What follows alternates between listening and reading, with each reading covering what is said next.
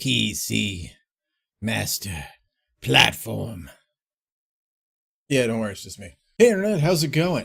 I'm InnerTubes 9000 and I'm back after a short hiatus. Unfortunately, my back gave out recently because my body is incredibly out of shape. And because it's incredibly out of shape, it decided to show me exactly how utterly freaking useless it actually is. It was barrels of fun trying to film while having back spasms, let me tell you. Had I known my back would have been pretty much missing in action, I would have hit up a medical supply store for a sponsorship, because I'm broke. Today I thought it'd be kind of fun to go over the games that I'm looking forward to in 2018. Not all of them. We're gonna cover a handful of games and see where it goes. I don't know, maybe this will turn into a series, maybe it'll just be a one-off thing because I'm procrastinating sack of garbage. You know, you gotta look off in the distance to kind of look more intense and everything and to show your horrible complexion. Now first up is Final Fantasy 15. This game has been out in console for a little while, but it's coming out in PC, and let's be honest, the only people who own a console are kids and, you know, this guy. No hate, jokes aside, no judgment, it's really just a personal thing, personal preference. But if you want to spend money on an overpriced toaster, I won't judge. Now this game was developed by the legendary Weeb game studio Square Enix, and I gotta say they have some titles that I truly enjoy. Now, Square Enix and I have done some rather unholy things that I'm not gonna go into, because a gentleman never buys Camel Crocs and tells. What? Now I haven't had a genuine interest in a Final Fantasy game since the golden era of Final Fantasy, which would be Final Fantasy 7, 8, 9, and 10. 10 and 7 being the best. And there is no argument here. There is no Final Fantasy 2 is great. Legend of Dragoon was awesome. And this, no. Get out. I'm kidding. Seriously. Just get out. Now graphically, Final Fantasy 15 looks like it's going to be excellent on PC. No surprise there. But I think what's really cool is the fact that they've carried on the unusual creatures that you're used to seeing in the Final Fantasy franchise. I was a little worried that they might discontinue that to make it appeal to a wider range of people. But I'm grateful that it still looks like it was conceived by some guy that was sitting in front of a campfire watching Netflix, consuming hallucinogens for several hours on end. I've also intentionally not paid much attention to the story. I know pretty much diddly about it. I want to get in there and I want to have the what the hell is this? Okay, cool type of experience, because that's pretty much how every other Final Fantasy has been for me. Has it been that way for you? That was weird. By the time I get this out there, this game might already be released, and you know what, that's alright, but I think you should consider going and picking it up and checking it out. If you don't, I'm going to go and I'm going to scuff your Reebok Classic Whites with a nice big Sharpie marker in my shoes at the same time. I mean business. Biomutant. Sorry for coming at you kind of weird and slightly aggressive, but that's how Experiment 101, the developer of Biomutant, spells the name of the game. So, we're going to meme it a little bit. It's internet yelling. And I don't know where I'm going with that. Moving onward. So what is Biomutant, you ask? Well, basically... Porky Pig now. So what is Biomutant, you ask? Well, basically, you're a kung fu, hang-gliding, gun-slinging trash panda, and who among us doesn't want to be that? Hey, put your hand down, I see you over there. You want to be that. To add more awesome to this, it's set in a post-apocalyptic world. I don't know if humans play any role in what's in the game, but as you can see, you're playing as kind of greedy little critters. I'm not really sure if it's like a failed Disney project, or maybe it's some kind of Nickelodeon kids show where the furry animals have gone feral and found a way to fabricate guns. Either way, I'm kind of scared, but mostly intrigued.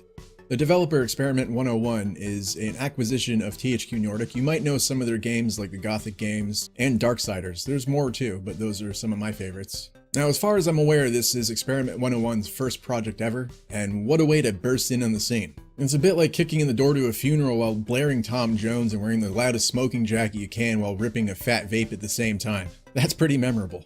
So if you haven't yet, you should definitely go and check out Biomutant and consider giving it a purchase when that sweet-ass game gets released. On to the next one now. Blah, I'm a vampire. Get it because of the Hot Topic logo? Yeah, that's kind of an old joke, but we're going to go with it anyway. I'm also going to add that this was not sponsored or endorsed by Hot Topic, but they certainly could have. I could put on some eyeliner and, hate my parents. Up next is a game I'm really looking forward to. It's called Vampire. The setting takes place in London in 1918. It's got a bit of a Dishonored vibe to it, the whole art, just the premise of everything. It's pretty awesome. There's a plague going around, the streets are rife with crime, and it's up to you, the newly trained Hot Topic cashier, to find a cure.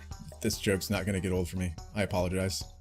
All the time you're feeding on the citizens. I'm not sure if it's good or bad yet, but either way it'd be kind of cool. And here's an interesting little twist. You're a doctor. I kind of like that because normally I'm used to going to the doctor and getting prescribed some kind of medicine that just drains the ever-loving life out of me. But this guy, he just cuts out the middleman and just goes straight for it. You know, I like straight shooters like that. You know what to expect. Vampire is being developed by Don't Nod Entertainment. You might know their previous work, Life is Strange. Been a big hit on YouTube, and they're kind of known for being really quick with that the copyright strike from the music. Props on that. The game was produced by Focus Home Entertainment. They have a plethora of games under their belt, one of which is a personal favorite of mine, the Styx games. You're basically a green little goblin going around and putting a knife in people's back. It's a lot of fun. Now, what really appeals to me about this game is being able to fulfill a secret desire of mine to merge the universes of Anne Rice and John Carpenter into one happy little game, thus pissing off every fedora-wearing neckbeard and every lace-wearing, choker-clad Anne Rice fan. Really though, this game looks badass, and no hate to either fanbase. I can't wait for this game to get released on June the 5th. Gum. Yeah, you should play this game. Wait, whoa, hold on. Not you. You're not Scum. That's the name of the game. I'm sorry. Sorry, guys. Trying to create a good intro. Now, we've all seen our fair share of survival games, zombie survival games, but this one has an interesting twist. I don't really know the full premise of the game, but it certainly looks interesting. It appears at face value that you're an inmate of some kind who's roaming through an area that's now populated by the undead. I'm not sure why, but I want to know why. It also appears that you have some kind of implant in the back of your head. Is it explosive, or is it filled with the voice of a friendly AI helper who will get you the greatest Chinese food you can find? Hey, Google, Apple, Samsung, you know, they're stepping it up. Where are you, all right? I need that kind of service. Now, the twist for this one looks interesting. It may have been done before, but not that I've been able to find. If you happen to know a similar game like that that has a similar premise, comment below by rolling your face across your cell phone or across your keyboard, because that's pretty much all everyone does on YouTube. So Scum was developed by Gamepires and Crow Team, and I believe Crow Team was the one that developed the Serious Sam games, and those were a lot of fun. The game was also published by, who was it, Devolver Digital and Crow Team Publishing. I'm not really familiar with the two publishers, but I'm sure Crow Team Publishing is probably the same thing, or the same company that developed Serious Sam as well, or published, I should say. I can talk. So you should take some time and go and check this game out. It looks pretty badass. Hope you enjoy it. You better enjoy it, or I'm gonna pee in your Cheerios. And up next, I got some indie game love for you. I can't leave those guys out. They make the whole gaming experience that much more unique. So first up for our indie game love, we have Mosaic. Now, Mosaic is a dark and atmospheric game. It kind of takes the horror genre in a different angle from what I've gathered. I think it's playing more off of being a social outcast in a world where everything is banal and everything is structured and the same thing happens over and over every freaking day. But I digress. I really like the art style of this game and the premise of it. It's unique. It reminds me of the early days when Pixar used to put out animated shorts. Those were pretty cool. That was before they got really big and they started doing those giant movies and everything. It was a lot of fun watching those. But most of all, I'm really intrigued to see where this game is going to take us, how wonky it's going to get, and where the story goes. But Mosaic is developed and produced by Crowbite Studio. I'm not familiar with any of the titles they've done before, and I haven't really looked through the volume of everything they have. I'm sure there's some good stuff in there. Let me know if you've played any of their stuff and whether you liked it or not. That'd be great. But I'll have to check out that library at some point just to see what they have to offer. Now, there's no official release date I've been able to find for Mosaic, but I suggest keeping your eyes peeled if you're interested in the game, and keep on the lookout. And last but not least is the game based off of the community I live in, Smallland. Well, no, not really, but it looks pretty cool. You'll have to excuse me, I'm from New England. Chowder! So like the other games, this game has a bit of a twist. It's a survival game with a twist, and I think the whole twist thing is kind of starting to turn into a twist of itself within this video. Have I just invented twistception? So the basic plot of Smallland is you've been shrunk down to the size of a pebble, you have no idea why, and it's your job to find out why. But wait, there's more. Now you can't possibly hope to do that when you've landed in the middle of a vast forest landscape, no sign of civilization anywhere, you have no drinkable water, no food, and no Holiday Inn to rest your tiny feet with some nice crispy Wi-Fi. Hey, Holiday Inn, hook a dude up. I'm totally kidding, by the way, but you know, kinda not. So like the other games we've covered, I really like the art in this quite a bit.